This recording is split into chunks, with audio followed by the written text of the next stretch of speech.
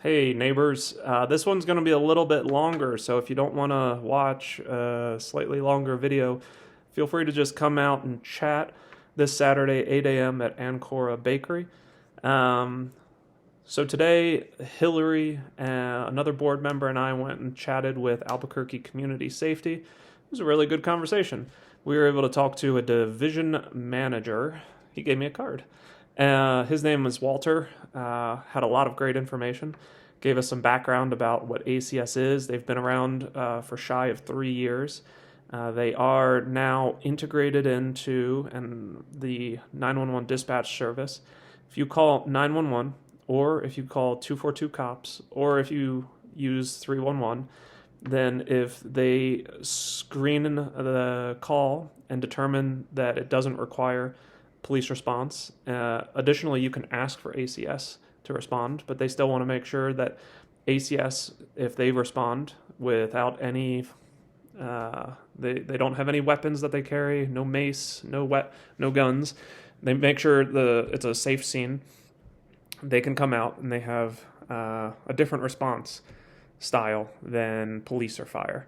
So that question did come up. How do I get ACS to respond if I call 911 instead of having armed police officers, if that's not what I'm interested in? Things have evolved over time, and what I was told explicitly today is that if you are in a situation, let's say for behavioral response in your home, and you would like some outside help, you can call either 911 or 242 cops. Describe your situation, tell them that you would like ACS to respond, and they should be able to dispatch ACS 24 hours a day. Wasn't always 24 hours a day, and previously the dispatch, there were some details that made it a little bit harder for ACS to come out, and it was more likely that police would go out, but now things have evolved. That was one of the big takeaways from the talk. A lot has changed in the 2.5 years they've been around, and it'll continue to change moving forward. Couple of other points. What does ACS do?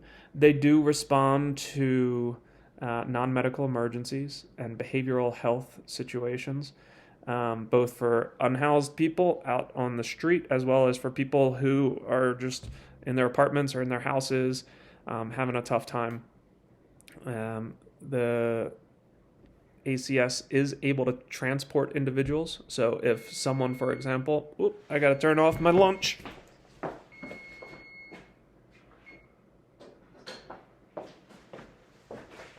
We're back.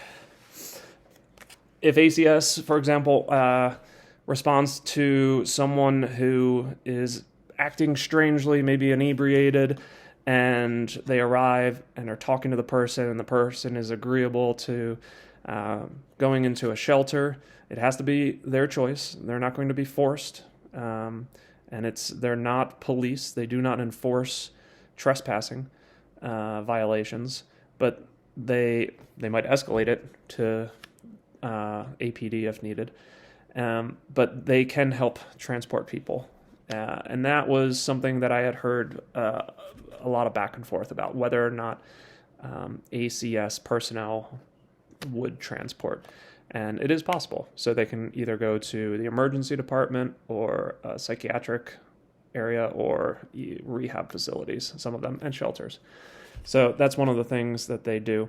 There's so much to possibly say. If you have questions, maybe they told me an answer to something that I just haven't talked about yet, feel free to leave a comment in the